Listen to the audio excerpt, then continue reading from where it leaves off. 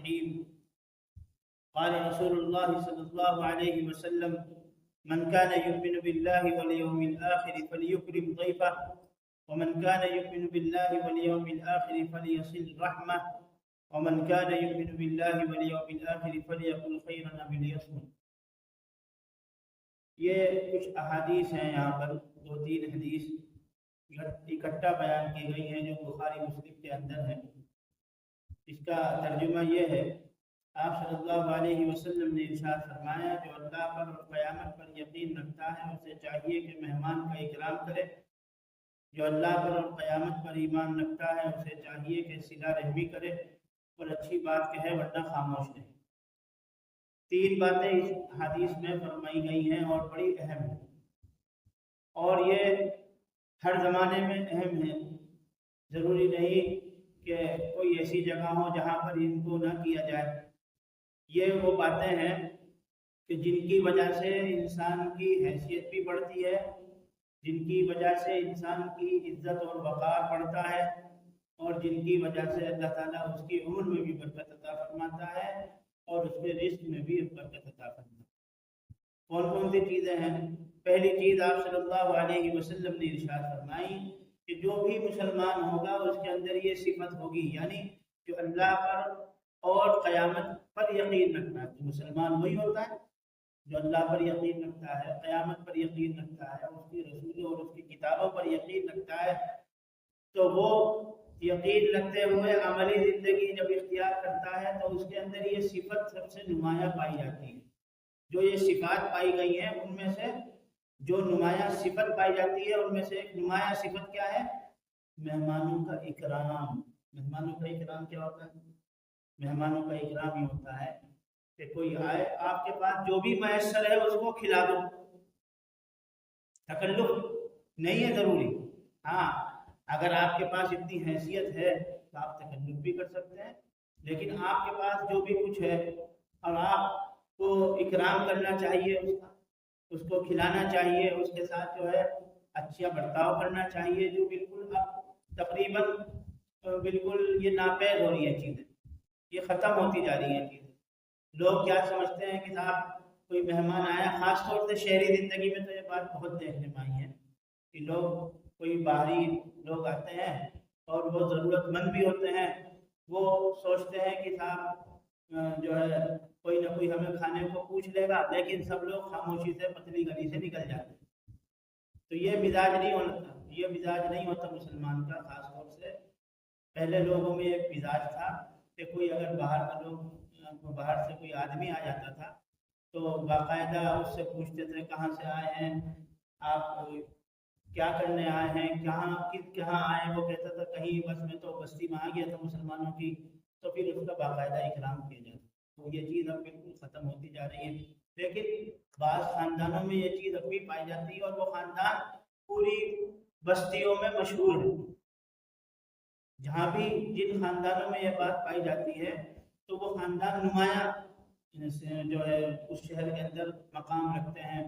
لوگ ان کو پہچانتے ہیں ان کے دسترخوان کی وجہ سے، ان کی مہمان نوازی کی بنیاد پر. اور تو اس میں کسی کا کوئی عمل دخل نہیں ہوتا، بلکہ جہاں بھی جو شخص بھی اس چیز کو اختیار کرے گا، ضیافت کرے گا، لوگوں کی مہمانوں کا اکرام کرے گا، اللہ کی عزت سے نوازے گا. تو اس لیے ہمیں مہمانوں کا اکرام کرنا چاہیے.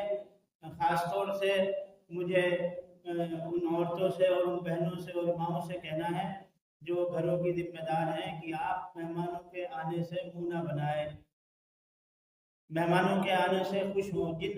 جن عورتوں کو مہمانوں کے آنے سے خوشی ہوتی ہے ان کے گھروں میں اللہ تعالیٰ برکتیں عطا کرتا ہے، اور جن کے گھروں میں جو ہے مہمانوں کے آنے سے تنگی ہوتی ہے تو اللہ تعالیٰ اس گھر میں تنگی پیدا فرما دیتا ہے.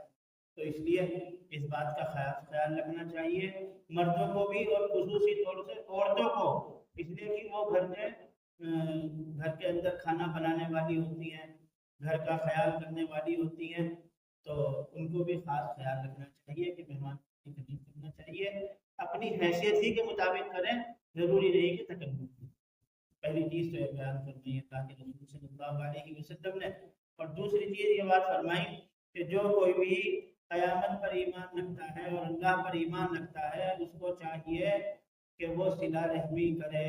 صلہ رحمی کیا ہے؟ رشتہ داری کا خیال، رشتہ داروں کا خیال کرنا، یعنی جو بھی رشتہ دار ہیں، جو بھی رشتے ہیں، ہمیں ان کا خیال رکھنا چاہیے۔ بڑے ہیں تو ان کا ادب اور لحاظ رکھنا چاہیے، چھوٹے ہیں تو ان کے ساتھ شفقت کا رویہ رکھنا چاہیے۔ اس میں بھی بڑی کوتاہی آج کل پائی جا رہی ہے۔ لوگ اپنی دنیا میں ایسے مست ہو گئے ہیں، ایسے کھو گئے ہیں کہ اپنے رشتوں کو بھول گئے ہیں، یعنی قریبی رشتوں میں دشمنیاں ہیں۔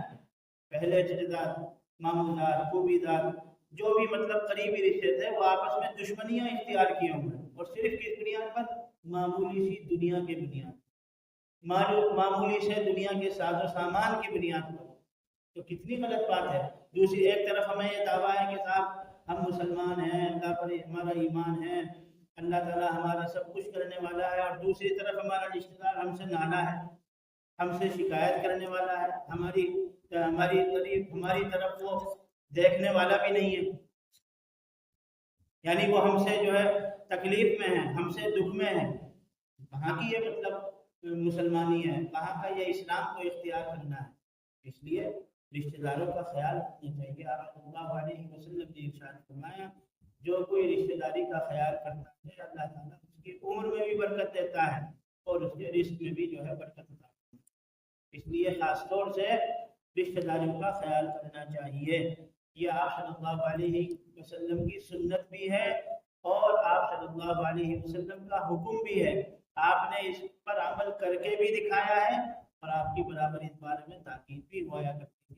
اس لیے اس بات کی ہمیں خاص اس بات کا اہتمام کرنا چاہیے۔ اور تیسری بات جو آپ صلی اللہ علیہ وسلم نے ارشاد فرمائی، وہ بھی بڑی اہم ہے۔ اس طرف بھی لوگوں کا خیال نہیں ہے، بلکہ بالکل عام طور سے مبتلا ہے، بلکہ ہم خود اس معاملے میں مبتلا ہے کہ جو آیا منہ میں بک دیا، کسی کے تعلق سے اچھی بات آئی وہ کہہ دی، کسی کے تعلق سے بری بات آئی وہ کہہ دی۔ حالانکہ ایمان والوں کا یہ رویہ نہیں ہوتا، وہ تو اپنی بات کو پہلے تولتے ہیں پھر بولتے ہیں۔ تو ہم لوگوں کا رویہ یہ ہونا چاہیے کہ ہم بات کو تولیں اور پھر اس کے بعد بولیں۔ ہم کسی کے بارے میں بھی ایک دم تبصرہ کر دیتے ہیں کہ صاحب وہ تو ایسا ہے۔ اب آج معاشرے کے اندر ایسی خرابی پیدا ہو گئی ہے، آپ کسی کا نام لے لیجئے کسی کے سامنے، اور ڈرے نہیں صاحب وہ تو ایسا، صاحب وہ تو ایسا ہے، وہ تو اتنا، اس کے اندر اتنی کمیاں ہیں۔ اگرچہ وہ بندہ جو ہے اس سے بڑا اچھا گمان رکھتا تھا، لیکن وہ آپ سے بات کر کے اس سے بدگمانی کرنے لگے گا، اس لیے کہ آپ نے اس کے دل میں اس کے تعلق سے جو ہے نفرت بھر دی، بغض بھر دیا۔ تو اس معاملے کو ختم کرنا چاہیے۔ ہمیں اپنی زبان کو اگر اچھا نہیں بول سکتے تو کم سے کم برا بھی نہ بولیں کسی کی۔ تو ایمان والے کا یہ رویہ ہونا چاہیے، اور ایمان والوں کی یہ نمایاں صفات ہیں، امتیازی صفات ہیں۔ دیکھیے، زیادہ تسبیح پڑھ لینا، زیادہ نوافل کا اہتمام کر لینا یہ بہت آسان ہے، لیکن اپنی زبان کو قابو میں کر لینا، کسی کی عزت نہ اچھالنا، یہ بہت مشکل کام ہے۔ یہ سمجھ لیجئے کہ بہت کم لوگ ہیں ان باتوں پر عمل کرنے میں۔ تو اس لیے ہمیں خاص طور سے اس بات کا اہتمام کرنا چاہیے کہ اللہ تعالیٰ ہمیں اپنی زبان کو قابو میں کرنے والا بنائے، لوگوں کی عزتیں اچھالنے اور ان سے بدگمان کرنے سے ہمیں بچائے، اور ہر طریقے سے ہماری اور ہمیں فہم سلیم اور بصیرت سے دیا۔ اور جو باتیں یہاں بیان کی گئی ہیں اور جو نمایاں صفات ہیں ایمان والوں کی، وہ صفات ہمارے اندر پورے طریقے سے اللہ تعالیٰ جو ہے ہمیں چلنے کی توفیق عطا فرمائے اور امتیازی شان ہمارے اندر پیدا۔ صلی اللہ تعالی علی خیر خلقہ محمد وآلہ وصحبہ اجمعین برحمتک یا